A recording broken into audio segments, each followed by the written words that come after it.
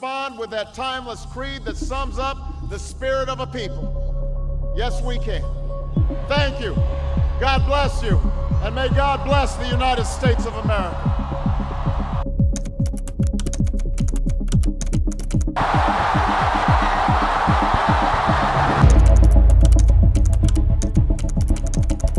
It was the worst day on Wall Street since the crash of 1987. Traders here working the phone say a lot of their customers are freaked out, waiting to see how low the Dow will go. What started in America last year has now spread to every part of the world.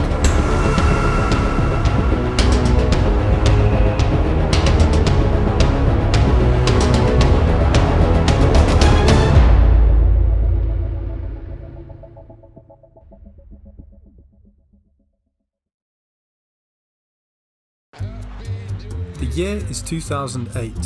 Barack Obama is sworn in as President of the United States for his first term. I, Barack Hussein Obama, do solemnly swear. China hosts the Beijing Olympics, and the world is on the cusp of one of the largest financial crashes of all time. What in the world is happening on Wall Street? Amongst the chaos, a little-known cryptographer going by the name of Satoshi Nakamoto posts a white paper to a cryptography mailing list with the title Bitcoin, a peer-to-peer electronic cash system. The paper laid out the methods of using a peer-to-peer network to generate what was described as a version of electronic cash that would allow online payments to be sent directly from one party to another without going through a financial institution. It was to be the world's first cryptocurrency. Satoshi Nakamoto. This is the alias used by the presumed person or persons who created and developed Bitcoin to hide their true identity. It's believed the creator may originate from Japan, but some debate surrounds the true origins of Satoshi due to his proficiency in the English language and his proclivity to work on GMT hours, leading many to believe he could be from the UK, working out of London. Which, considering London's world-renowned history with finance, wouldn't come as much of a surprise.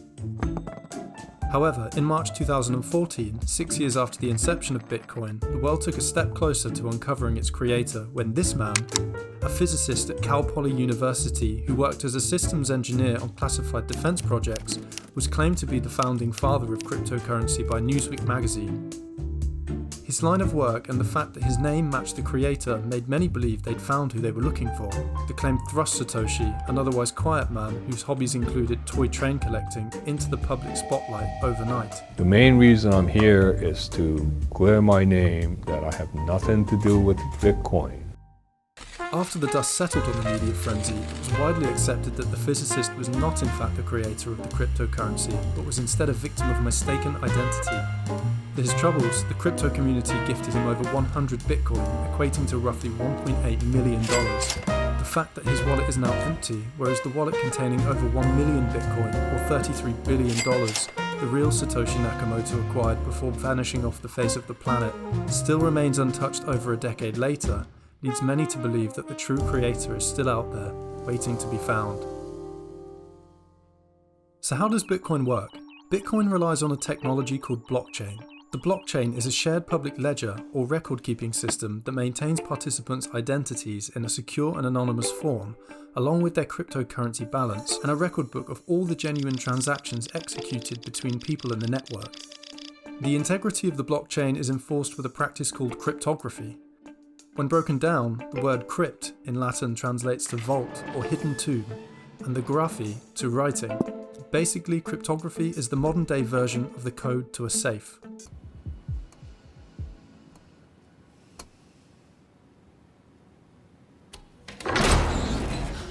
When a new transaction's made, it's transmitted to a network of computers from all over the world.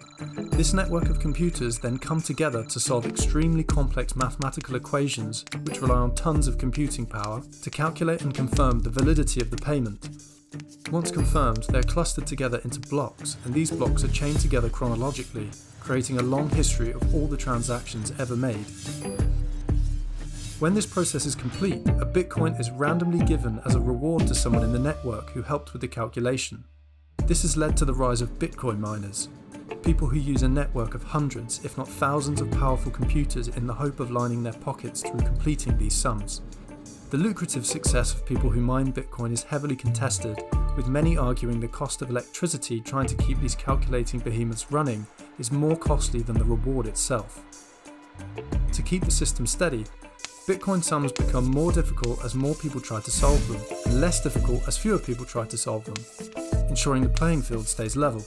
It's an efficient system, and before you try to turn your hand to mining Bitcoin on your personal computer, with standard computing power, it would probably take you thousands of years.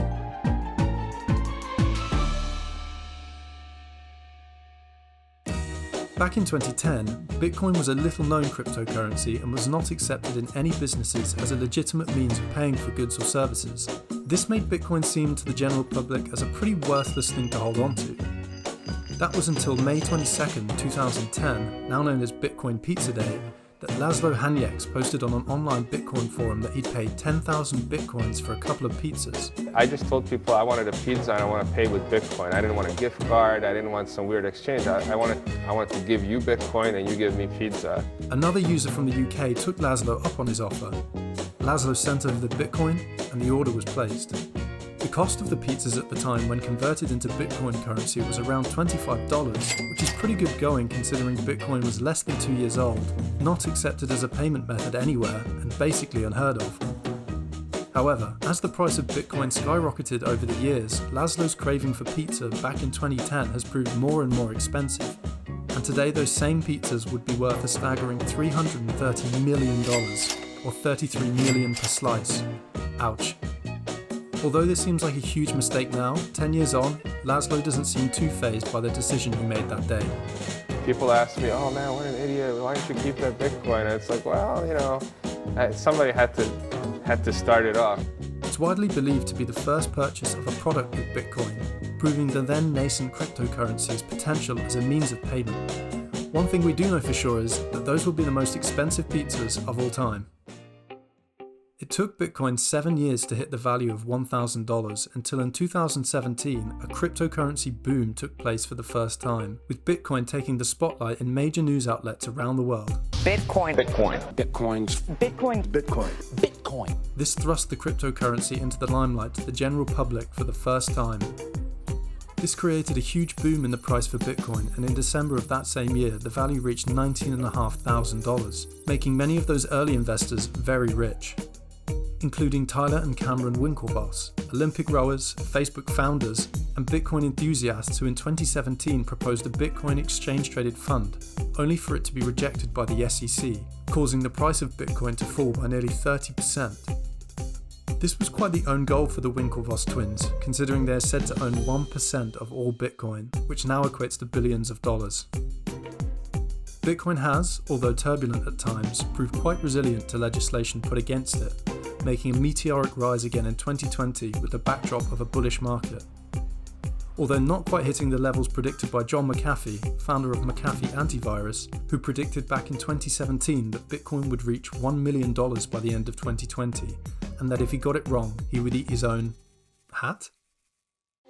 It's hard to tell if cryptocurrency is going to change the world at this stage. It certainly has had its ups and downs over the years, but ultimately the success will probably be driven by the laws and legislations of individual countries.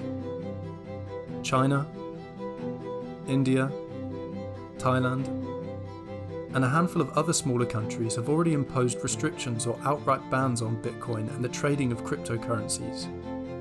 On the other hand, in 2020, payment company PayPal announced for the first time that Bitcoin and other virtual currencies such as Ethereum, Litecoin, and Bitcoin Cash could be bought and sold through the platform. And just like every industry is digitizing right now, that is also happening in the financial services world. There is no question that people are flocking to digital payments and digital forms of currency. That's certainly a step in the right direction in terms of the utility of cryptocurrency, but there's still a way to go. It's also not certain at this stage which cryptocurrency will come out on top, with factors such as security, usability, and demand for the coin all being in play. Often with new technologies, the person who creates it first isn't always the winner, but rather who is able to provide the best service or most unique offering. Legendary investor Warren Buffett said in 2018 that Bitcoin is probably rat poison squared, and that, in terms of cryptocurrencies, generally, I can say with almost certainty that they will come to a bad ending. Clearly the Forbes 5th richest man in the world isn't a fan, but with Bitcoin in 2020 now being the 11th most valuable asset by market cap and a $500 billion valuation, the cryptocurrency is closing in on Buffett's very own Berkshire Hathaway, so he sure will be looking over his shoulder now. One thing is for certain, Bitcoin and other cryptocurrencies have changed the way the world looks at currency and money in general. The technology it's built upon works. It's now up to us to decide what it's really worth.